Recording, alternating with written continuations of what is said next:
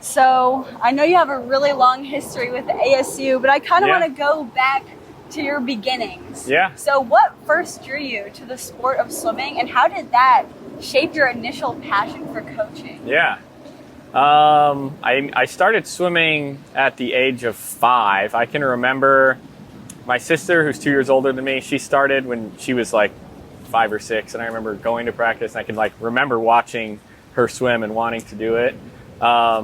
And then started swimming. It's kind of funny, the oldest record that I still hold is the 8 and under New Mexico's 25 free state record. Wow. That's still, it's like, from like 1999. So it's still going strong. So I've always enjoyed it. I played a lot of sports growing up, but I liked the just individual like competition that comes with swimming, where you're kind of competing against yourself and doing that. And it's like more of an internal journey.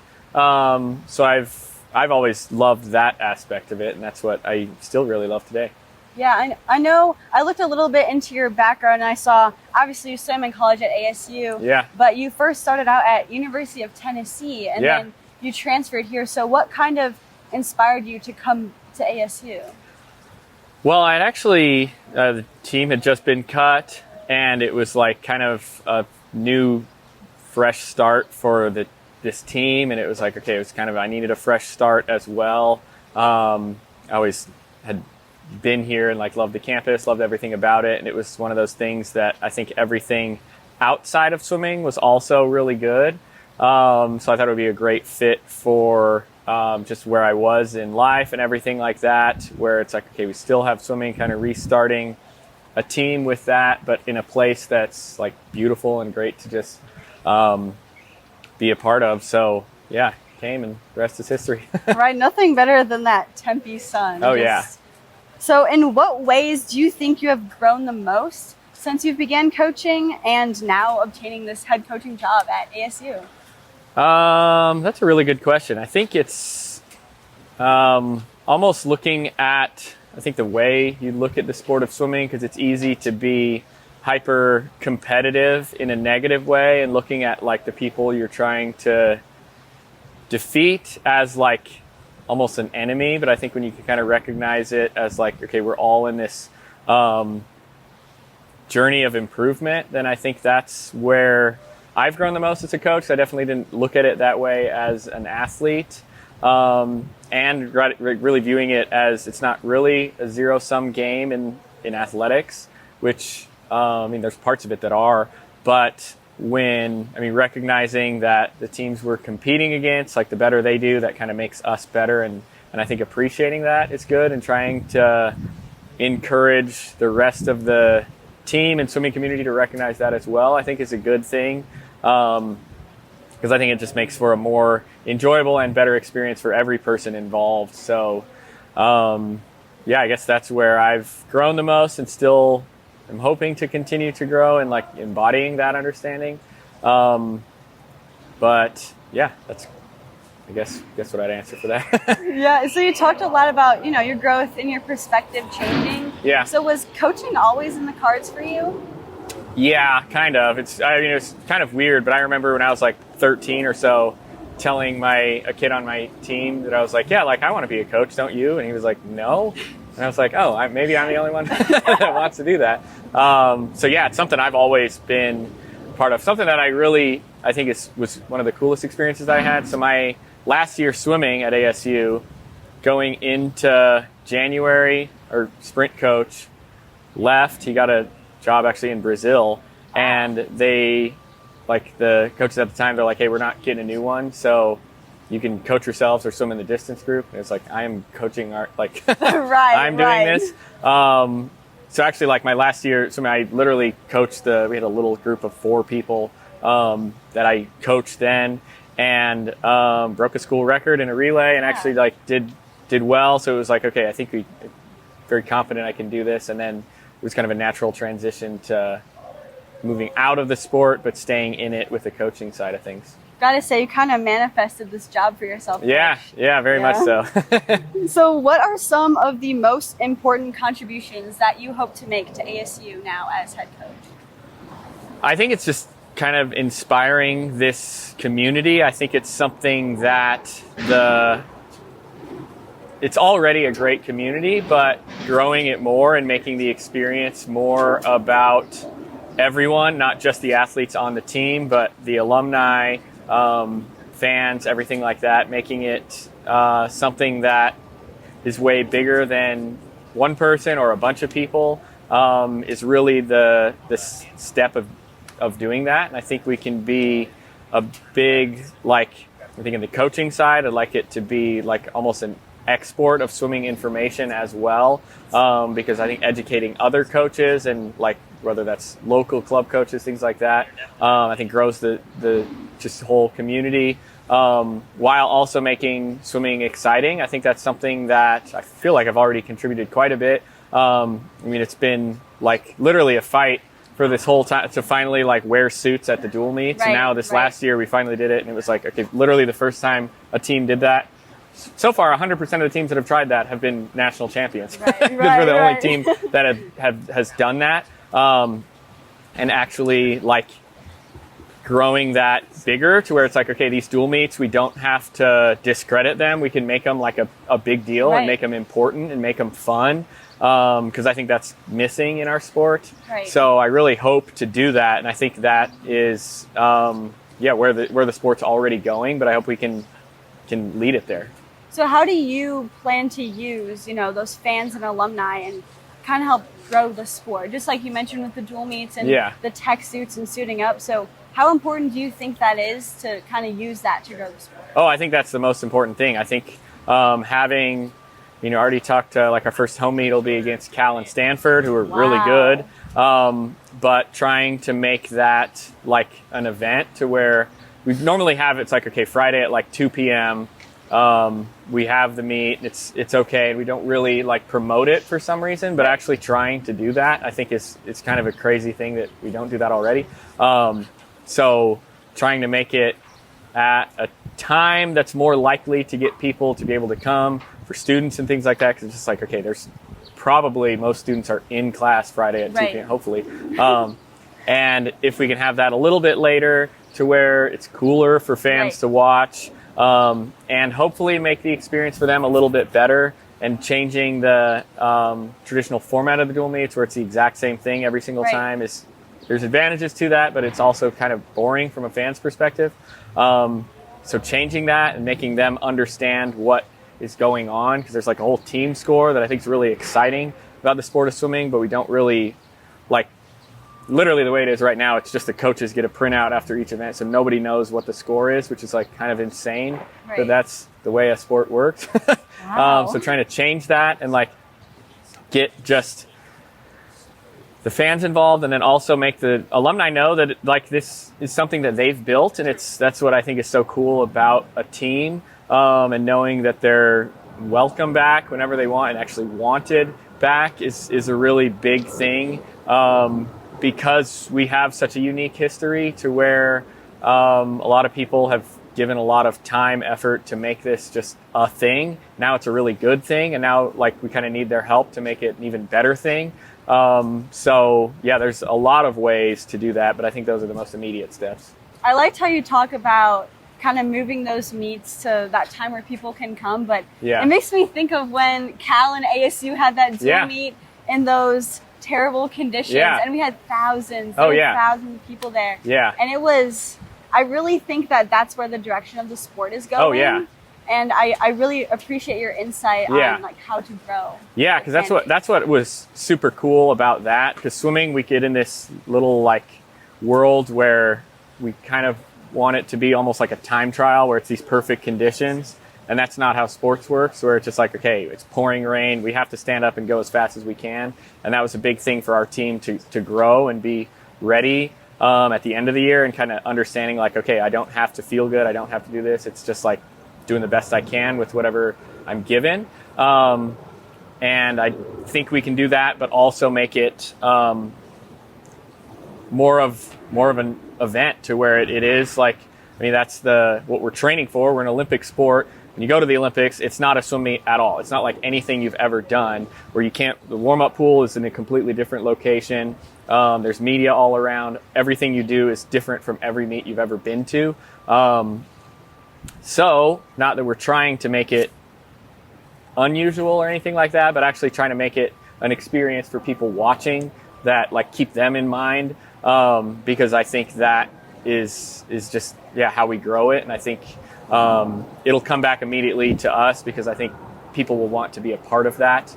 And there's a ton of growth that I think swimming's a really fun sport, right. But we have to market it that way. So it just starts with us, really. Right. Absolutely, Coach. I can't wait to see those stands at Mona Florida just absolutely filled. Yeah, we'll try. Yeah. So how do you want to impact the lives of your swimmers, both in and out of the pool? I don't think you can really separate the in and out of the pool, because that's just, I think, how life is. I do truly think like swimming and racing is kind of a display of the life you live outside. Right. And I think understanding that is a big first step for a lot of people, because there is that, I guess, stigma in a way to where it's like you can not study, not sleep, not care, show up here, be super focused for 2 hours, and then not care anything. That's just people don't do that. One thing we always say is like how you do anything is how you do everything. And it's keeping that focus and importance on every single thing you do. Cause it's like that's all we have control over is like the right now. And I think learning that is a really good thing. And I do think sport is a great way to do that in young people's lives, because it's something that they've built up as means a lot to them. But recognizing, one, we have the control over our own perception of that, and at the same time, kind of educating them on how they can change and manipulate that in the little bit of ways they can. I think there's a ton of pursuing the highest level of achievement in any field is the best education that you're going to get. And we're lucky to have 60 or so people who have already dedicated so much of their lives and are dedicating at least 4 years to that here. So just, it's a constant education process. And there's a ton to learn from swimming, but I think the way in which you look at it is the most valuable thing that I can teach. So how do you instill that importance of, coming to practice and trying hard in the classroom in your own coaching philosophy? Well, I guess one way is like Zen, is like you're in the moment, in the right now. And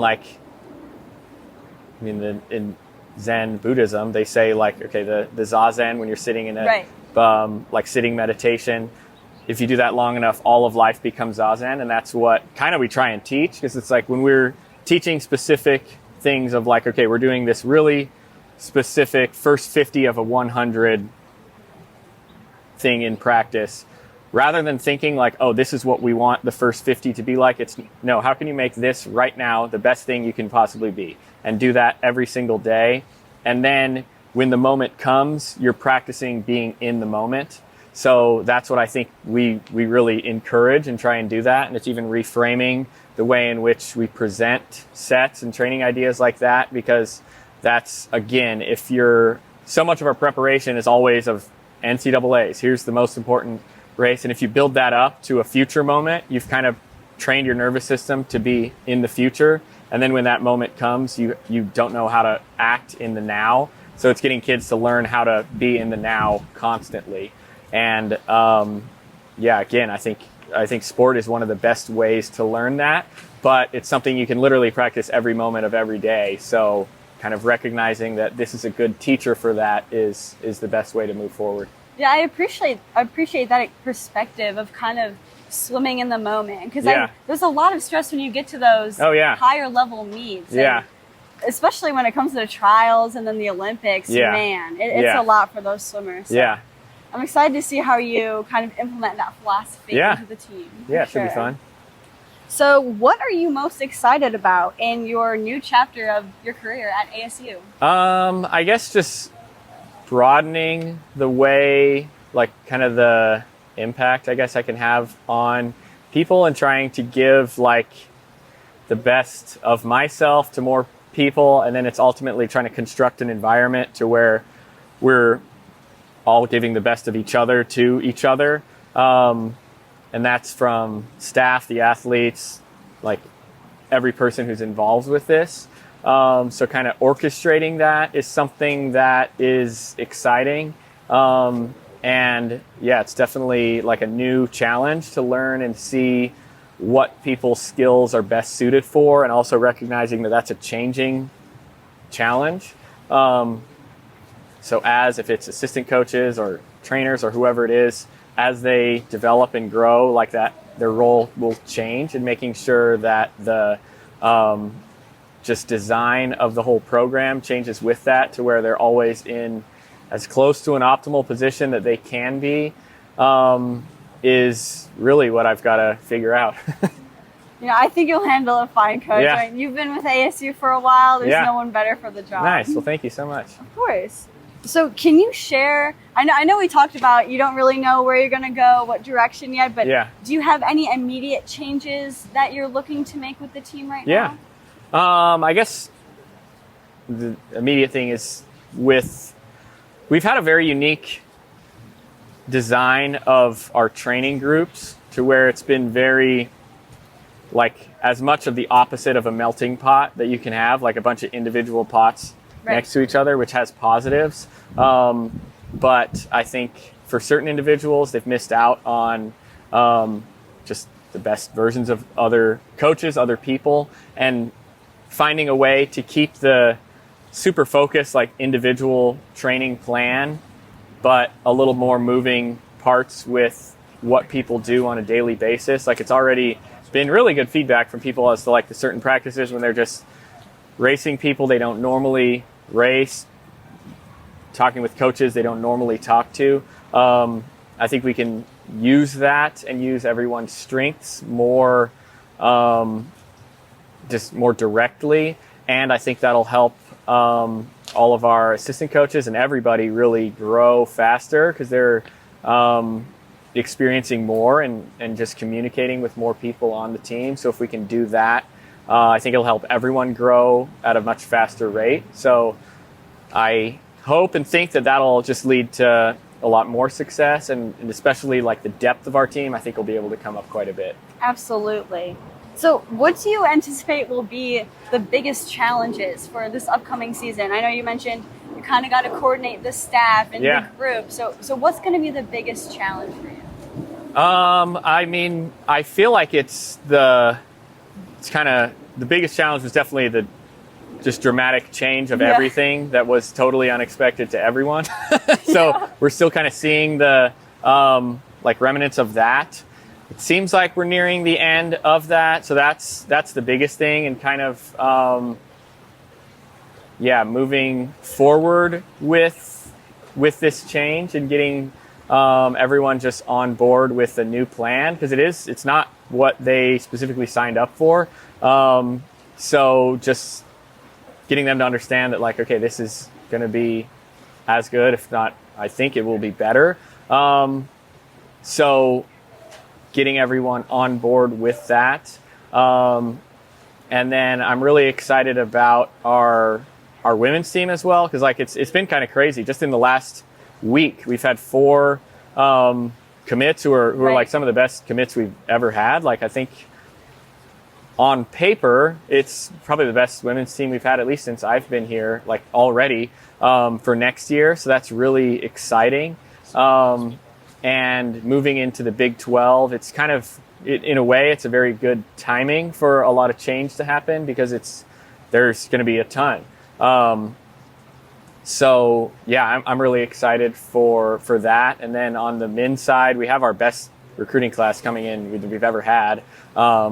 So just getting those guys going will be really exciting, and it's cool that it's this huge, deep class to kind of like I think the culture's great, but to kind of re-cement it in this new way is that's going to definitely be a challenge, but something that I think can have a lot of reward if we do it well. You mentioned that not a lot of these swimmers signed up for this or this change. It was unexpected. Yeah. How much does it mean to you that they're willing to stay and help you build up this program? Yeah. Oh, it means everything. Yeah, because it's again, that's kind of what we've preached this whole time, is that it's the environment. I've made it a point after every time, like in October when Johnny Kulo went to Pan American Games, he won 6 medals there. I remember his first gold medal, we stopped over in the back pool and like watched him win it, and then it was like this only happens because he's in an environment that allows it to happen. It's not like a single person it's not possible to do that. And it's how we treat each other, how we train together, all of those things combined that allows that success. So getting every single individual to understand and embody that and recognize how big of a part that they play, more than just the points that they score, all of that is the most important thing. And I think if we do that, that's when you have like a real team. And that's when it becomes a very lasting program, to where the older kids will teach the younger kids, and it just grows, and it's something a lot more than run by just coaches. So that's what I'm really excited for, and I think we can certainly do that. You talked about it being a lasting program, and now it's a national championship program. Yeah. So that is absolutely amazing to see, just that evolution and the teamwork here to kind of collectively achieve that together. Oh yeah. So absolutely. my last question for you is, obviously your dedication to ASU has been phenomenal. Yeah. So how do you want your impact on ASU swimming to be remembered? I don't know. I think honestly, I feel like the best leaders are able to do that without being seen. So that's kind of what I hope. I hope it can be like a spark that ignites a whole community and gets everyone to recognize their impact, because it's from parents, fans, alumni, kids on the team, recruits coming into the team. It's everybody. So I guess it's just getting everybody to recognize the strength that they have within themselves is what, again, I don't think I necessarily need to be the one getting the credit for that, but that's what I hope happens. Absolutely. Thank you, Coach, so much for your time. I really appreciate you coming out and doing this, especially in this Tempe weather right now. Not the most favorable conditions, but thank you so much. Of course. Really thank you. It.